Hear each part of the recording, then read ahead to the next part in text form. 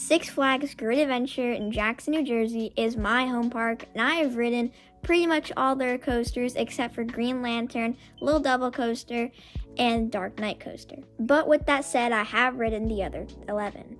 If you look at my channel, you'll see that I have made these types of videos before, but I have different thoughts, and I have ridden more coasters than I did in my previous videos. At my number 11 spot is gonna have to go to Harley Quinn Crazy Train. Now this is a family coaster, so there's not many like thrill elements or anything crazy. But if you're first starting to like get over your fear of roller coasters, you want to try out something new, maybe go into Six Flags for the first time, this is a good coaster for you. And if you want to get a little bit of thrill out of it, say if you're like a thrill seeker and want trying to get the credit in, probably go to the back row, because that is where you're going to get the most thrill, because you're going to get whipped over the drop. And it's a very long train. If you haven't seen the train, that is why it's called Harley Quinn Crazy Train. And it is a pretty fun coaster for like little kids, but definitely not a thrill coaster, and that is why it's at the last spot. At my number 10 spot is gonna have to go to Skull Mountain. I do like this coaster. It's just like not for me. It's like thrill. It's not thrilling pretty much at all. But just like Harley Quinn Crazy Train, if you go into the back row, then you will get a little bit of ejector airtime off the first drop. Now I'm not saying like crazy like El Toro ejector airtime, but you will get a little pop of airtime that might add to your thrill experience. But the rest of the ride is pretty much just some turns. Like maybe you get like a little bit of airtime, but not much. It's just a family coaster that if you want to start off with, there you go, kind of like Harley Quinn. It is in the dark, so that adds to the thrill just a little bit, but it's definitely not a bad coaster. At my number 9 spot is going to have to go to Runaway Mine Train. Now this coaster is very historic because it was the first roller coaster to come to Great Adventure, and it's definitely a pretty good coaster. Again, it's pretty much a family coaster, but that last ejector airtime hill at the end is insane, especially in the front row. It is just insane ejector airtime. Like, it's one of the best ejector moments in the park. I'm not saying El Toro ejector airtime. Take El Toro's ejector airtime and Runaway Mine Train's ejector airtime. Now, Toro's airtime doesn't necessarily hurt. It's like it just feels like airtime. And then Runaway Mine Train's airtime, it does hurt a little bit. You know, it is very punchy and it's very out of nowhere, because if it's your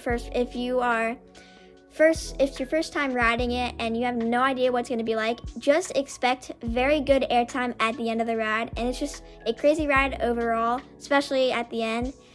You know, a little bit rough at times, but you know, it is the oldest coaster in the park, and that's probably why. But it's definitely not a bad coaster, and definitely has some good airtime at the end.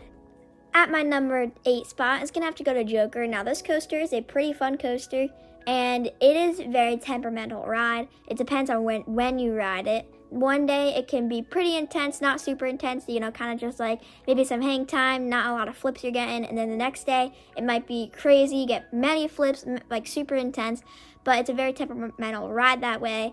And I know like a couple times I've ridden it and it's been like super intense, and then some other times it's been like pretty good but not as intense as I rode it the last time. But it is a pretty good coaster. Now I'll say if you're first riding it, it is very surprising how forceful it is, but it is a really good coaster that I think you should definitely ride if you're going to Great Adventure, just because again you want the credit, and it is a pretty fun ride, and I do like it. I think it's one of my favorite like lower rides, like family rides, I guess. It is my favorite family coaster. It's technically not a family coaster because it's really intense, but it's one of the not as good coasters as the other coasters at the park. But I definitely do like Joker, and I think that you should definitely check it out. Now, I might get a little bit of hate for this because this is a good ride. It's just I feel like it's not as good as the rides that are above it. This number 7 spot is gonna have to go to King Ka. Now, this ride is very fun, it's very intense, but I just think that it doesn't level up to the rides that are above it for me, in my opinion. In others' opinions, it's very different from mine, but I also think that Ka can be a little rough sometimes. Like, it's a good ride, and if you ride in the front row, yeah, it's a non-wheel seat, so it can be a lot smoother. But I personally haven't ridden in the front row yet. I'm definitely planning on doing that this season, so I'm very excited to, trying to get some, push Ka higher up in my list. But I'm trying to get used to it. I'm like Ka, like it's a good ride. It's just not my favorite in my opinion. but it is still a really good ride. It's the tallest roller coaster in the world. You gotta ride it. It is a really fun ride, and it feels awesome that I get to ride the tallest roller coaster in the world. But it's just not my favorite in my opinion, but it's still a good ride. At my number 6 spot is gonna have to go to Superman. Now, it's not that I don't like this coaster, it's just that it doesn't do a lot for me. Now, it's not very thrilling to me, and I get that it gets very long lines, and I think part of that is because it's a parking lot coaster. If you want to hear more about Superman named coasters, go check out the explanation on coasters that are named Superman. I talk about parking lot coasters and kind of just like that. But anyways, back with Superman at Great Adventure. It's definitely, it's a good ride, but it just doesn't live up to the expectations for, like I say, the general public, because I don't see a lot of coaster enthusiasts really waiting in the line to go to Superman. I think it's a very popular ride because of the way it is. It's a flyer, if you're the general public, and it looks really cool, which it is. It is cool to be in that position when you're on a roller coaster because you don't think that you're usually sitting upright. But it really doesn't live up to the expectation for, say, us, how we look at coasters and what we expect for coasters. I'm talking like coaster enthusiasts. But it doesn't really do a lot of things for me. And, I think that the inline twist is pretty good at the end. And then the pretzel loop, that's really the two only good elements on the ride. But I think that's not a bad coaster. It just doesn't do a lot of things for me. At my number 4 spot is going to have to go to Medusa. Now, this is a amazing float coaster. The Cobra roll is awesome, the Zero G roll, the Immelman, especially with the flames on right after the Immelman. It is just an insane coaster. And, the corkscrews at the end. It's a very well-themed coaster, too. And it's very smooth, especially because it went from Medusa in 1999, and then it went to Bizarro, and now it's back to Medusa. I like the Medusa theme just because I think it fits it better.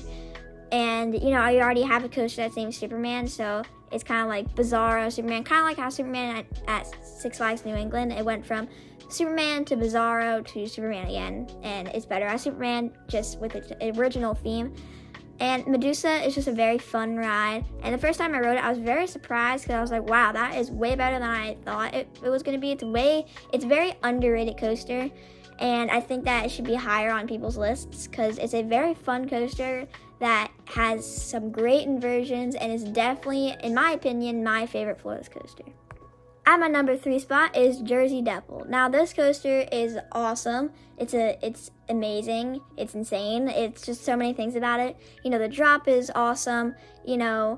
Everything about it is awesome. The stall, it's just an insane coaster. The airtime, I can say that with the stapling on this ride, it's very temperamental because you can either get very loose restraints or not a bad, like you're always safe, but you can get loose restraints that don't staple you, or the ride operators will staple you. And it does hurt, but this ride, there's so many good things that that kind of pushes it back with the stapling. You kind of think about other things like the elements on the ride, just such good airtime. And even if you are stapled, yes, the airtime does hurt, but it's not, most of the time you're not stapled, so it's a good ride overall. It always runs fast. It's an awesome single roller coaster that you definitely want to check out. At my number 2 spot, it's going to have to go to El Toro. Toro is an amazing ride with amazing ejector airtime. I was talking about with El Toro ejector airtime. It's literally the coaster, the most ejector airtime that I've ever experienced on a roller coaster. It's just insane. The Rolling Thunder Hill, it's insane. Especially in the back row. If you're in the back row, you will just get whipped over that Rolling Thunder Hill. You get so much ejector airtime. The first time I rode in the back row, I actually have a POV, and that POV of Toro back row POV, you should go watch it. That is my first reaction of being in the back row, and you can tell that I am like super surprised on the Rolling Thunder Hill.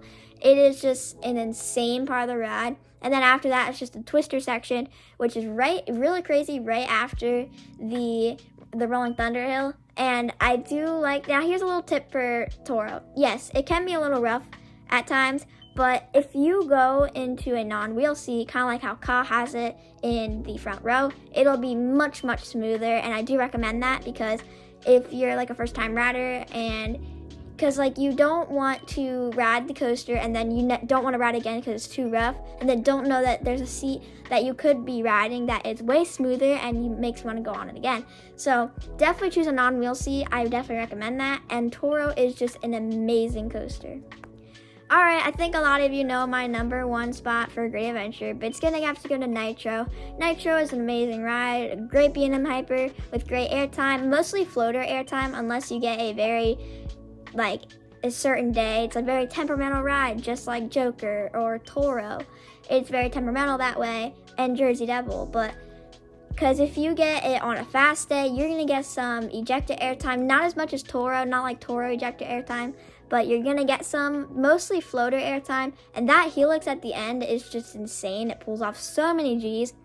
And I do also like the fact that you're in the forest. You know, it's cool that you're like, that's where it goes through. But just an awesome ride. I love the new color scheme too. I know that they were talking about, like some people talk about like how the track might turn blue and the supports would be gray. Now I honestly like how it is now. I do agree with that it does need a repaint. It needs repaint pretty bad, but I think keeping the color scheme would be good. I do like the trains with the purple and yellow track and the blue supports. I think you should just keep it that way. It's a very fun ride that you definitely want to check out. I am super excited for opening day, which is March 16th. Comment down below if you're going to be there, and I know I probably will. But that is going to do it for this video. I hope you guys enjoyed. If you did, make sure to like, comment, and subscribe, and I'll see you guys in the next one. Goodbye, guys.